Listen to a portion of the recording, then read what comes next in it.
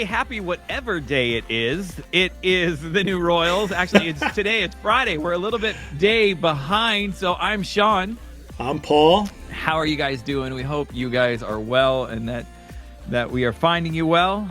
Before we get rolling, I just want to remind you about all the good stuff. Click, like, subscribe, share, so that you are able to be notified when all of the new things drop, the feed, updates on websites, merch stores, books, all sorts of great stuff. And then, of course, here, the weekly New Royals podcast. So, Paulie, how is life in Texas? Looks like you've got a little bit of a different backdrop today. I do. So, funny story. I have 6 kids, for those who don't know me, and they're all home right now. And it's one of those days where my office is not very quiet, except for when we do our usual record time. So I had to find a quiet place, and I found a quiet place. It's a little different, but it's working, and that's all that matters, because we wanted to get this out to you guys this week. Because we're going through something and we want to share our process in it, because I think we're not alone in kind of our season right now. No, we're alone. It's just us. It's us. No one else. It's just us. But it's good, right? I mean, it's not good. It's so good. I think parts of it just suck, but it's like, I think, yeah, you're right. You're right. It's the pain that hurts so good. Kind of, that's what I'm believing. Count it all joy when you endure various trials. Those are the ones that sound so good when the trials are just like wee big. It's like, oh man, that's right. You need to just count this old joy. They sound amazing when you're just reading a verse about it, but then you experience it. It's like, it's all right, we need to do that. And it's like, well, hey, here's your chance. It's like, oh man. Well, no, that's good. We're gonna chit chat about some of those things today. We're all, I mean, to some degree. I don't know if you checked out the podcast last week. Actually, the podcast last week, I kind of walked away and went, I don't really know about that one. That was a little bit of a different podcast there. And then different. I went back as I was editing and listening to it, and honestly, I came away going, wow, that was good. So if you have not listened to last week's podcast, you should. Because not that I like should statements, because I don't, but it's a good one and it's worth listening to, because I really do feel like it's there's a lot of hope in it. It's not one of those things where we're talking about challenging times and everyone's kind of just sitting on the floor crying, going, "Boo-hoo, doesn't things suck for me?" and then inviting everyone else to come do that as well. It's actually really good. I think one of the things about facing challenges is perspective. Where's your perspective at? And we talked a couple times about the feed on, I think it was called one was titled Glass Half Full. If you haven't seen it, go back and check that one out. But, one of the things that enables you to have any amount of success moving through trial is to keep your perspective in check. If you're not able to keep your perspective in check, anything that's even available to you. It was like, this morning, my wife and I were talking about doing something, and I was like, well, I was just telling her somewhere I'd like to go, and she's like, I don't think we could do that. And I'm like, and she started listing off the reasons we can't do it, and I was like, okay, we need to start finding the reasons we can. And she's like, I don't think we can. And I started listing off the reasons. I was like, good. So it's not not to do it, but how can we do it? That's so good. I love that. And all of a sudden, ideas started coming. They weren't great ideas, but they were ideas. And, so it was like, okay, this might just work. And so, it was really, really, really, really kind of eye-opening that really perspective is a huge component to how we're doing this here. So, all right, we're back. We did a little bit of an echo cancellation. So we're working on our sound editing. Live, I was going to say live television. It's not live television. But anyway, so being able to perspective. Use your perspective to see things for how they possibly can be, instead of just focusing on what they're not, right? Yeah. And what I would say on that too is just I know sometimes you can be like discouraged when you hear something like that, because it's so easy to be like, well, I lose my perspective all the time. Just get it back. That's what I do. I mean, and we're going to talk about this today, because trust me, my perspective is not always perfect, especially in some of the seasons I've faced lately. And but it's just about getting it back and refocusing, kind of like what you were saying, Sean. I love how you twisted that circumstance into a good thing. You took like I'm thinking of like a windy line, and you just twisted it straight by pulling it straight. And I love that. It's just a refocusing. And honestly, it's I want to say it's kind of like what we're doing here. Like you and I, we believe in this New Royals thing. We both have a heart for it, a For vision. sure. And it's like we could easily think of all the reasons why it won't work, and but we're not. We have vision, Right. and we're just going to go after it. Yeah. And honestly, it's kind of anything in life that's a risk. You have to do that. You have to have a perspective Yeah. why it could work. And it goes back to the Gospels, where it's just to God everything is yes and amen. His promises are yes and amen. Yeah. And it's so easy for us to go away from that. And we're told that it's practical. We're told that that's wisdom, but that's not wisdom according to God, which is a funny thing. Right. I love it. It's true. I think anything you face, anything that you attempt to step out, unless unless you're born with a silver spoon and you've got all the money and all the resources, and the risk level goes way down. Yeah. Anything worth doing has an element of risk to it, and anything that has an element of risk to it is going to have a hurdle of some sort that needs to be overcome. And one of my old bosses had one of these things. He says, "I may not have as much talent as the next guy, but I have the ability to outwork him." And so his belief system, or it's kind of like, the basketball adage, that, how does it go? I forget how it goes. This is, there's someday, you can work as, 4 hours a day on your jump shot, and one day you're going to meet somebody who works 5 hours a day on their jump shot, and and that person's going to beat you. Or actually, one of my I had one boss in my life that was terrible. I mean, he was great. He's a great guy, but his attitude was terrible. I worked for him for 5 years when I was back in the mortgage industry, and it just got bad. It got bad, and like in the 5th year of the company, when the company was starting to decline, he started logging onto this organization called Despair.com. Oh wow! Where they sell all these photos that are memes that are all, instead of motivational memes. They're totally anti-motivational memes, and it, like the ones that say, that's so bad. It says you know how the meme would say you miss 100% of the shots you don't take, and to just leave it there. You miss 100% of the shots you don't take. This one said you miss 100% of the shots you don't take, and about 98% of the ones you do. I mean, it was just terrible. Oh it was just like, or it had a penguin. So it says, you never know how far you can walk until you actually try to fly, and it's a penguin. It was just, but it was, he had just kind of given up, and eventually he lost his company. But the challenge is that anything that's worth doing. And even in the challenges that we're facing in culture right now, right? The challenges we face in culture right now are crazy because you feel almost like you're helpless against the scenario. Like it's just too big.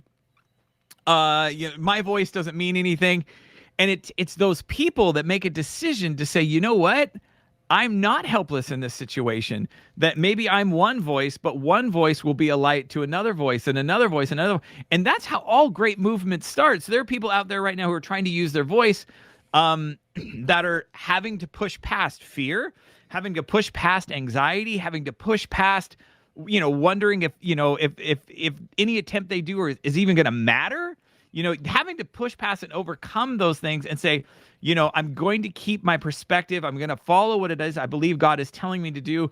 And if we persevere, if we continue to push through, we will see fruit. Absolutely.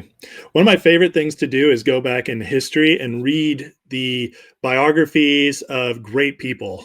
And I don't even mean like the big books. We could, I'm not going to read 800 pages on Winston Churchill every day just to get encouraged, but you could just read little blurbs, little pages, just go Google and Wikipedia even it. And it's just incredible that most of the greatest people in life who historically great, I should say, had crazy backgrounds. One of my wife and I talk about this often, actually, is because there's so many dreams and visions and hopes for our lives that we just haven't seen yet. And, it's so funny. You can do this when you're 20, but you start thinking like, it'll never happen for me, which is always a lie from the enemy. I'm almost 40 now, and so that thought comes even more often, and I'm better at deflecting it, but sometimes it gets in. Yeah. And I just go back and I remember, like, so many people just went through the craziest stuff. And C.S. Lewis has this great quote about a lot of the people forged in the hottest fire, and the longest fire. It's because of the greater calling, and that encourages me. And that's not saying like better than you or anything like that, or anybody out there, but what it is saying is it's an encouraging thought to myself to remember that many great people come from the hardest backgrounds, and some people it wasn't as hard. But I remember like William Wilberforce, who ended up he was a catalyst for ending slavery in Britain, and he fought his entire life for that. And it was only 3 days before he died that it was actually passed. He was actually on his deathbed sick when he heard the news that slavery had been abolished in Britain. And so some of the greatest things we're fighting after, we have to partner with the Lord and trust his promises. The Bible's full of this too. I mean, Abraham, 100 years old when he finally has a son. Moses, 80 years old when he finally gets his calling. Right, right. I mean, we have such a short-sighted perspective on this because true. A lot of it, I think it's always been that way. But it's even more so in our age, just because technology makes everything so easy and quick and satisfactory day to day. Yeah, instant, right? instant gratification, and it's that hurts our long term perspective, even for our lives. And what we have to do is just catch a vision. And so I love that we started with this perspective, because I wanted to talk about transition today, and you and I were talking about this already, and how I really believe that not only can we look at what's going on in the world and say, oh, there's some transition happening, but on many of our personal lives, transition is happening. And so I want to talk about how transition, what it can look like, what it can feel like, and how it might differ for some people. But I do believe there's some aspects of transition that are kind of always the same when you're walking with the Lord. Right. And so I know you're feeling that. Oh, totally. Actually, one of my, just kind of going back to what we were talking about, one of my favorite stories, of overcoming, because I believe those are the people that choose to succeed. And I believe that, that's kind of what we're in right now. And so we are going to touch on that today. But, the fact that Michael Jordan got cut from his high school basketball team. Yeah. Right? Yeah. I mean, as a sophomore, just let that set in for a second. I mean, Thomas Edison and how many filaments he went through, that's great, And I'm sure from a historical standpoint, filaments. No, but in our modern day, Michael Jordan got cut from the high school basketball team. Yeah. Michael Jordan, the GOAT. I actually thought of him when you were talking about basketball because of that story. Seriously, the GOAT. Yeah. And literally, he had a moment where you could decide, I can't do this. Yes. And I'm not going to do that. Could you imagine, I mean, the travesty of the fact that Space Jam would never exist. LeBron James would not be in Space Jam 2 if Michael Jordan quit playing basketball. So it might be a toss-up then on whether it was good or bad. The Travis Scott fragment dunk lows would never exist because the Jordan would not. The Jordan 1 would never. Yeah. So it's amazing what one choice. I'm just thinking. I think I'm a sneakerhead. If some of you guys don't know, I'm a big time sneakerhead, and so it's kind of a newer hobby of mine. Probably picked it up during COVID, but I marvel at the whole way, the fact that one guy's decision to stay and play. And literally, he changed the game of basketball. I mean, he changed slam dunk competition. He changed all these different things. Yeah, all because he made a decision to endure through adversity. Well, how much more those of us who are in the kingdom? Absolutely, right? Oh, yeah. And, so good. And have kingdom purpose and kingdom belief and scripture. And one of the things that we talk about a lot of times at New Royals, if you've been here for more than a hot minute, is identity is at the core of who we are. One of the greatest moments of adversity facing someone who is staring down the barrel of an opportunity to not be who they are I'm kind of taking the long way around this to get this, is the invitation of David to wear Saul's armor out on the battlefield. Yes, that's so good. and because the culture around him said, you're too small, you're unable. This is an obstacle that none of us have overcome, so you certainly will not overcome it. And then even when David is demonstrating a boldness, David is demonstrating an ability to be brave enough to step out, to go into this. The invitation of Saul is, fine, if you're going to do this, here's my armor. Here's what I wear when I war. So this is what this is what I have succeeded in. This is my way. And when David puts it on, and he puts on someone else's identity in war, he instantly recognizes, I can't do this. This isn't who I am. This isn't how I've been trained. This isn't how I have prepared myself. And so I cannot wear this identity. I have to go out as me.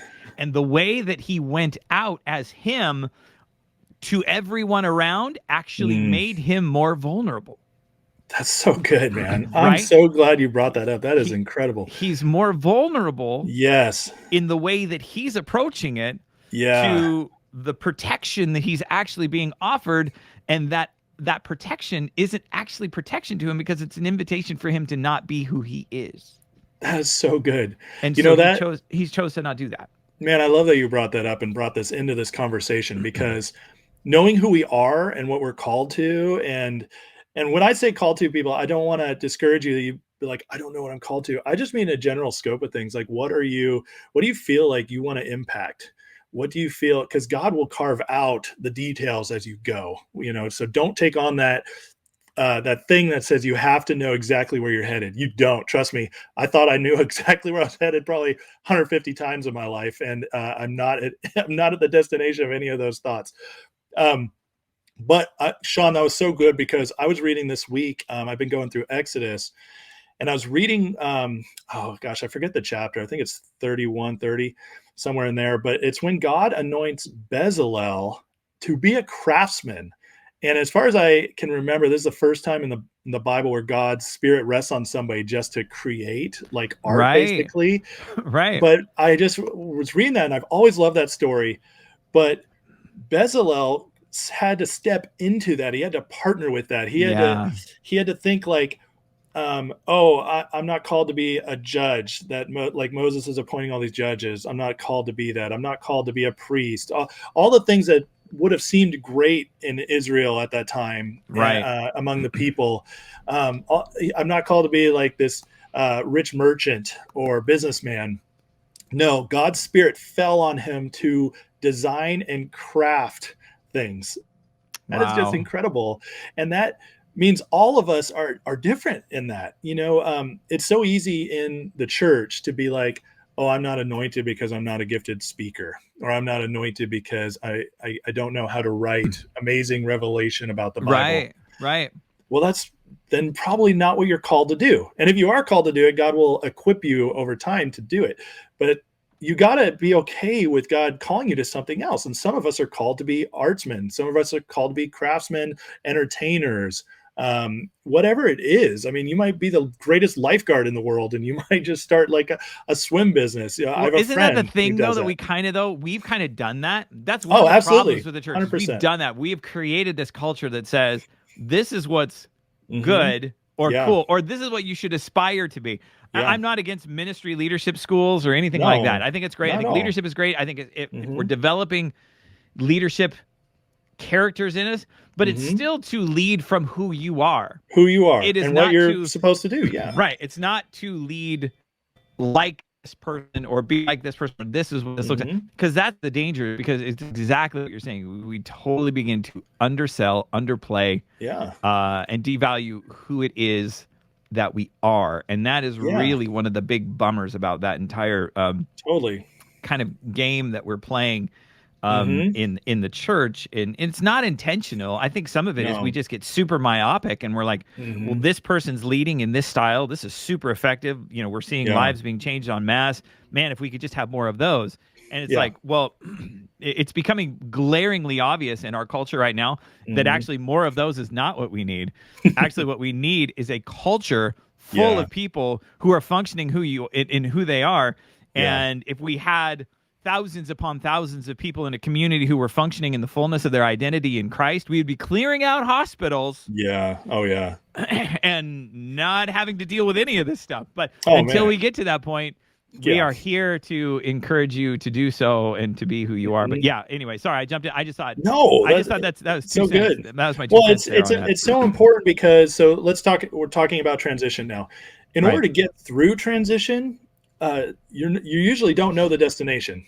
And let's just be honest. God is not that concerned with telling us where we're going. And I should be. Gosh, man. And I don't mean in the day-to-day. I mean, Jesus is very clear. Don't worry about tomorrow. Today has enough concerns of its own. I can't remember who taught this, but I heard once somebody say, like, basically, there's only grace for today. God hasn't given you the grace yet to handle tomorrow. Come on. And man, I tell you what, I'm learning that. I've learned it. I know the theory behind it, and I thought I had a grasp on it, but I'm learning it again in a deeper way right now. Yeah. Because I'm in transition, and I don't know what it's going to end up looking like, and that's okay. I'm learning to be okay with that. And trust me, talk about perspective. I have my days where it's like, what is going on? Why is such and such not working out? Why is this not working out? I felt like I was supposed to go towards this, and it's not working out. But I'll tell you what. All those things that are working out are either things I put on myself or somebody else mentioned and I took, because so many people want to give advice, right? Whenever we're in bad situations, so many people want to give advice, and most of them do it out of a good place. But a lot of the advice, if it's trying to force you to do something, it might not always be helpful, especially if you're walking with the Lord. You recognize this. And I've had so many people come alongside me over the years, be like, you should probably just do this. Why don't you just go get your safe job and, security and then you'll just live a good life and you can do what you want to do when you retire. I mean, that's what culture tells us, right? Sure. And now it's like that system is starting to fall down. Like, that's looking dumb from a cultural perspective, but it's never God's plan either. I mean, it's clear God's our security. God is like, don't worry about this. He says it over and over and over again. I'll take care of you. You're mine. And when we gave our lives to Jesus, so on Sunday, I was in this place where in this transition we're going through, it's difficult. And I was thinking about pruning because I was being talked about. And I just got to this place where I was like, you know what, God, I'm sorry. I'm sorry that I'm upset that it hasn't worked out the way I hoped. I'm sorry I am mad about that. And I just got down again and basically said, God, it's yours. Like, everything is yours again. Take it, because I chose in that moment to say, I'm trusting you. I'm trusting your word. There's a reason these things aren't working out. There's a reason I've done all this and it didn't turn out the way I expected or hoped. And a lot of these things are practical tools, and the practical doesn't always work. Let me just put it that way. Sure. Especially when we turn it over to him. And so I want to encourage all you out there, if you're beating your heads right now, if you're going through a season like mine, where it seems like the waves are getting higher and getting ready to crash on you and take you out. God is all about preventing those waves, but he's also all about letting them stand there so we can look at them.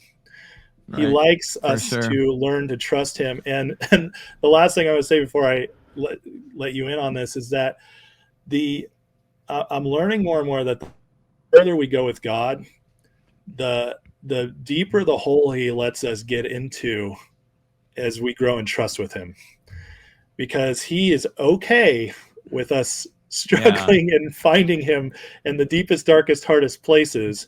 He knows what we can handle. Right. And so the further down we go, we learn more about ourselves, but we also learn a lot more about him. I sort of disagree with that. Oh, but okay. It's okay. No, I want to hear why you disagree with it. I love that. Okay. No, I think I believe it to be true. I believe the invitation of Peter's like, hey, if that's you, call me out on the water. And Jesus is like, yes, come on, let's do that. and Jesus is looking at Peter and saying, "Come, like Yeah. here I am, holding my hand out. This I'm your target. Let's go." Yes. Yeah. So here's a daunting, wild wave situation, but Yeah. here's your target. Yes. I believe that's the desire of the Father.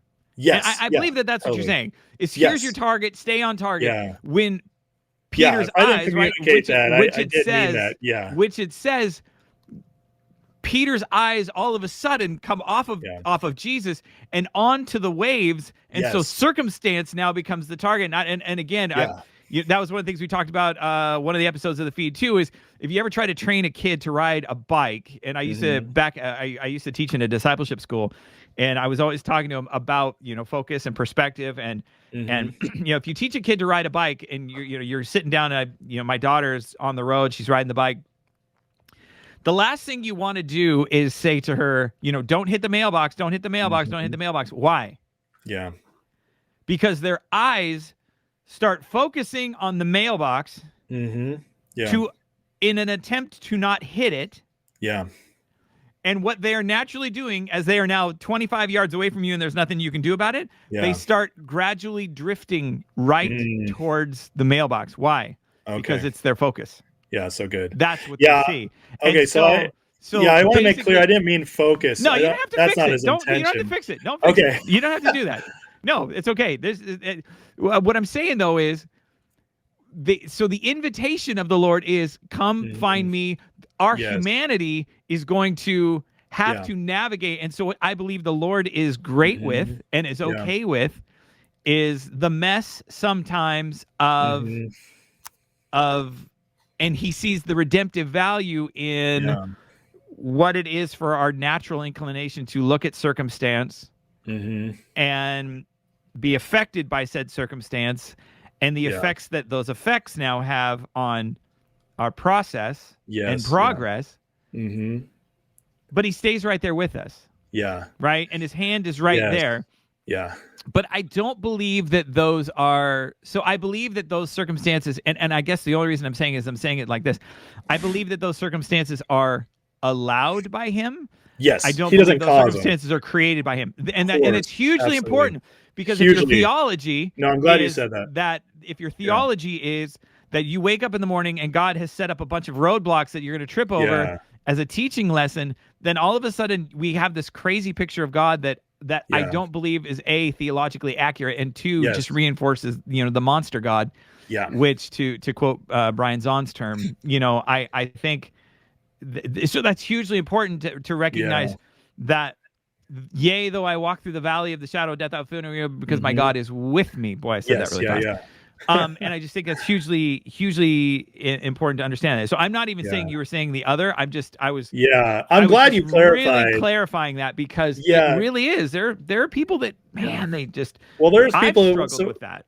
Yeah, so when I said like he allows the big wave, what I meant is some people would take that to mean he causes the big wave to scare you and whatever. That's not what I mean at all. I just mean that the closer we get to him, the more we pursue him, the more we grow with him. He calls us, kind of like Peter on the water. He calls us and invites us into more and more impossible situations. Yeah, that he's not afraid of. Exactly. You overcame that last impossible situation 5 years ago. I applaud you for that. I'm inviting you into one that's even more impossible because you had the faith for that one last time. Do you have the faith for this one? And so it's like I always say my big yeses when I'm feeling really good because I know when I'm feeling bad I won't say it, but I want to be feeling those hard things in the dark place because I know I might back up. One of my favorite things to pray to the Lord, in fact, when I'm having a good day, or sometimes when I'm not, but usually when I'm having a good day, I love to say, "Hey God, I'm feeling this right now, and so I'm literally giving you permission to take me wherever you want to go, to do whatever you want to do with me, and to basically I'm signing the contract, so to speak, right now that says you get to do it to me even when I don't feel like it, because I know right now I want to choose the bigger, greater, deeper thing, and I want that. I know that I want that. So when I'm feeling bad and I want out of it, I don't want you to even listen to me in those seasons. I want you to push me through it because I'm trusting right now that your will, your plan for my life, everything is so much better than anything I could ever do. And so I give him permission in those, because God doesn't, I mean, he does circumvent free will in very rare occasions, but it's not his habit. It's not what he's into. For sure. He wants to For walk sure. with us. And I'm giving him permission in those situations to say, this is actually my freest will right here. Wow. And this is what I want you to hear from me, God, is that right now I'm giving you permission to do whatever you want to do with my life. And I know I need to say those big, scary prayers then, because I want that. I do. I want that more than anything. Is I want to get, I mean, to get to heaven and have him say, well done, good and faithful servant, and know that I was the one who said yes and did everything like he had for me. Right. To me, that's the greatest reward ever. And so when I can think eternally, I try to. And then I go through the hard times that I'm like, why'd I do that? But it's okay. I think one of my favorite parts about James, I feel like a lot of times in James, and then okay, where's the other? Count it all joy. Where's it come up again? It's Romans. Is it Romans? I want. It's twice. Gosh. Anyway, we'll get it. Someone really comment below, help us out, or it'll be that thing by the time we remember it. Peter? Again. No. Maybe. I don't know. It's there. Okay. But it's there. But so picking up on James, I feel like a lot of times it says, hope, produces proven character, hope. Yeah. I feel like that's the punchline that gets overlooked all the time. Yes. It's like, just count it all joy. It was like, no, you're missing the point. Yes. And the point is the proven character. Well, whose proven character? Whose character is proven? Is it mine? Yeah. No. It is Christ in me. So what character is being proven? No, these trials are proving to me. I don't feel like I'm twisting it here.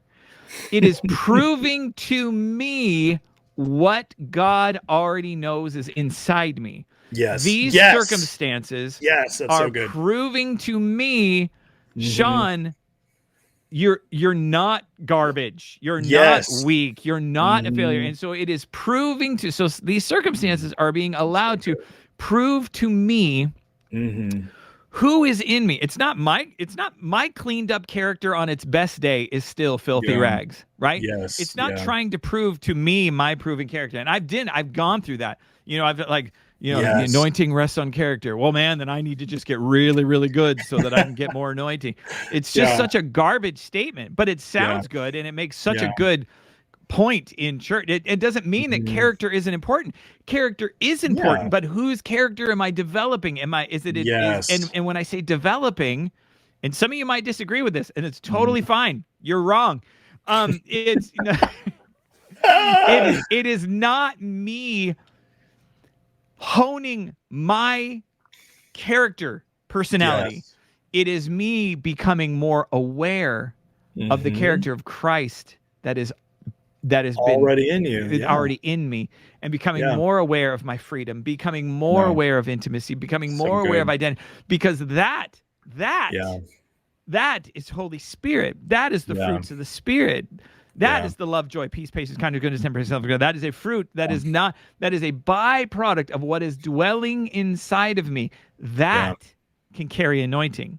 So good. Me sucking it up and pulling my bootstraps up and doing the best I can and trying to be really good cannot carry any anointing. That bucket has holes in it from day one. And so I think circumstance and challenge, what it does is it really does give you the opportunity for Papa to show you really just how amazing he is in us and through us. And so when we have that revelation of the proven character that is dwelling within us, we have hope. Yeah, I mean, we become unshakable. I love what you just said. Right? We're learning to become who we already are. Isn't that the weirdest thing? Yes. But it seems so backwards. But we should start a podcast about that. We should call it like something Royals or something. Yes, that's what something. I know. Oh man, I love that so much. I don't want to go too deep into this because we'll need a whole podcast to explore it. But it goes back to believing whether we believe we're good or we're evil. And I believe we're good. I believe that's what the Bible backs us up. And it's whether you believe that theology, though. It's like, are we sinners always and just have to keep saved by grace? I mean, I used to believe that, and I used to be terrified I'd die in a car wreck after I sinned and forgot to ask forgiveness. That's no way to live. It's no way to live. It's an awful just place to be in, is that constant disconnection from God, because you believe you actually can disconnect from him through a mistake or through, it's such a horrible place to live. But if we truly believe, that right there is an entire episode. Yeah, separation, that's why I'm not going to go there. Separation is an entire. If you like separation, you are in the right place to have that fixed. But to pull it back, so talking about transition and identity, I think these seasons of transition really. So what I'm learning for me is really all I have to hold on to is who he says I am and who he says he'll be for me. That's it. I can't look at anything else. I try to look at circumstances. Nope. I try to look at I try to make plans. Nope. We can all set in our ways and try something, and there's nothing wrong with that. Right. And we should give God stuff to work with. Don't get me wrong. Like, put stuff out in the world, whether you're a creator or a builder, whatever it is, put stuff out in the world, give him something to work with. But he controls the outcome. He's going to bless it or breathe on it. And if he doesn't, it's not a knock on who you are, and it doesn't even mean you made a mistake. God's just doing something else that's different than what we think. Right. Right. I could use $100,000 check right now, like today, and it'd be awesome. I could use it. Trust me. But we're going to put the giving link below, by the way. If if they're go to newroyalsawakening.com. If you want to give Paul $100,000 check, there's a giving link on the newroyalsawakening.com. Yeah, and I think about that. I'll put that in there right now. There you go. I have all these things of like what I could do with that money, right? And like, God, if you said, and then there's that thought, God, if you did this, wow, what could I do? But that's not what he does, right? And then instead he gives me like a totally unexpected gift. Like an example, a month ago, we were just not in a great place financially. And what does God give me? He gives me, somebody gifted me a football signed by Joe Montana, which lit my heart up. That is an awesome, awesome gift. And if anybody knows, like, basically the only other person I'd want more than Joe Montana as an autograph is Michael Jordan. Huge 49ers fan. God blessed my heart so much with that. He didn't give me the money I was asking for or could use and have all these plans for. No, he did something else. And what does that tell me? Does it say God doesn't love me or doesn't respect my wishes? No, it says he's not worried about my financial situation. I'm his son. He's going to take care of me. He's going to lead us into the right places and take care of us. Come on. In the meantime, he's going to give me a gift that on the outside seems, it's not what I need right now. We get so caught up on what we need. Yeah. Well, here you go. Here's the link, just in case. I was putting it on there, just in case anybody wants to know. Yes. There you go. We're just gonna put it over Paul's head. So the $100,000. Okay. Yes, I'm being facetious. No, I'm not actually. No. No, it really is true. Transition, and I think, I'm starting to, as you are, trying to find, what are some of the. Where are the silver linings, right? Because those are going to be the people that are bringing change. I went to the mall, and so we got to look for it in the big things, the little things. Mm-hmm. I went to the mall yesterday with my wife, which I don't ever do. I walked into the mall and I was like, wow, I haven't been to the mall in years, which is a good thing, right? The mall only means you're just spending money on stuff you don't need. But there was two things I said to my wife. It was really this is just me looking for silver net. There's nothing spiritual about this at all. Maybe there is. I don't know. Two things have come out of this. So we walked into Nordstrom's, and they're literally taking racks off of the walls, and their displays, like where they would have 5 pairs of shoes, they have 2 right now because of the supply chain stuff. Yeah. And the guy even said that the shoe thing, he was like, we can't get any of the new Nikes in right now. Like some of the Nikes that he have, they're like 6-8 months old, and Nike has released 10 different styles in like dunk lows and stuff like that. He's like, no, I can't get any of that right now. He's like, the supply chain, like this is Nordstrom, one of the biggest players in the world. Yeah. And so I thought that's a bummer. And you see where they would have racks on the wall and hanging stuff like that. Those racks are just gone now. Wow. And everything's like on the floor. So it's so crazy. But so that's a bummer. But then we went to Buffalo Wild Wings, and Buffalo Wild Wings got purchased by Arby's 3 years ago. And the minute it got purchased by Arby's, the wings went. It's still good. Sauces are great, but they were smaller. The grade of their wings had changed, and it was noticeable to me. But because the supply chain is broken, they have to buy the good ones now because that's all they can get. So the wings were amazing. Awesome. Like, they brought the wings, and I was like, what in the world is this? And it's because the supply chain is slow. Awesome. They can't get the cheap wings. They got to get the bigger ones, so they can't raise the prices yet. So I was like, supply chain, upside, you know? Yeah, so we found the upside. So that is a natural reflection. Yeah. What I'm saying is, in the spirit, how some of our standard delivery systems of how we have done things, I think, have caused us to settle for smaller wings. Oh, it's so good. And having a break in our ease of structure is causing us to get the grade A wings. If you can see what I did there, dude, that is so. I love By the way, it's funny because I was at Buffalo Wild Wings yesterday too. What are the? Oh, my wings were awesome. It is. Dude, supply chain is so good. I love how you said that, because that, in simpler terms, we can look at it as like God often denies us the lesser thing because he's got the better thing for us. Right. And by deny, it's not even a mean thing. It's like that meme. I love the old meme where the girl's got the little teddy bear, and Jesus is like, would you give that to me? And behind him, he's got like the most monstrous teddy bear ever that he wants to give her in exchange. Oh, wow. And it's like this question, like, will you give me your little thing you have so I can just bring the world to you? Yeah. And I mean, when we think about who we are, obviously we're new royals. That's for a reason. Right. We're royalty, but we're also literally the brothers and sisters of Christ. We're literally God's children. And it's very clear over and over again in the New Testament. It's like, you are like Jesus. He looks at you that way. He's in you, you're in him. Right. God sees us that way. And Jesus never worried about finances, never worried about what people thought about him, never worried if he was going to be influential or not. Even Jesus waited till he was 30 to have a ministry. Yeah. How many of us, like, when I was 24, I was like, God, why haven't you brought me influence? You know, like, we're so impatient. Even Jesus had to grow in favor with God and man. It's the same reason he doesn't give a 14-year-old a Corvette. They would die.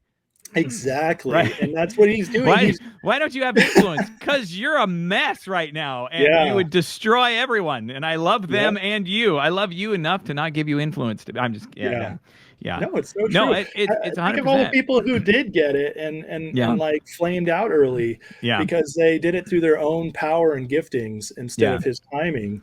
And I know I heard this amazing interview once with this guy. I can't remember who it was, but he basically said God told him when he was like 27, he was like, look, if I'm doing this, if you're going to have a ministry through me, he's like, you can have the next 10 years and build your ministry and then have a family.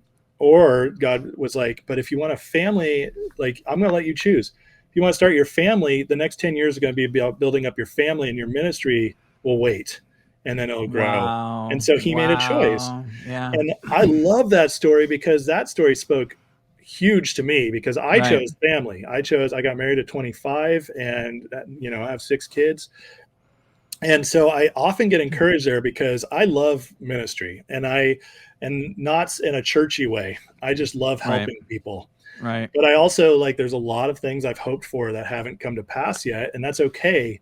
But I realized, like, some of it was my choices and God blessing that. If I'd gone off traveling and a lot of the things I want to do in the future, if I'd gone off and done all that right when I got married, my kids might not know me, you know? And what's the bigger sacrifice?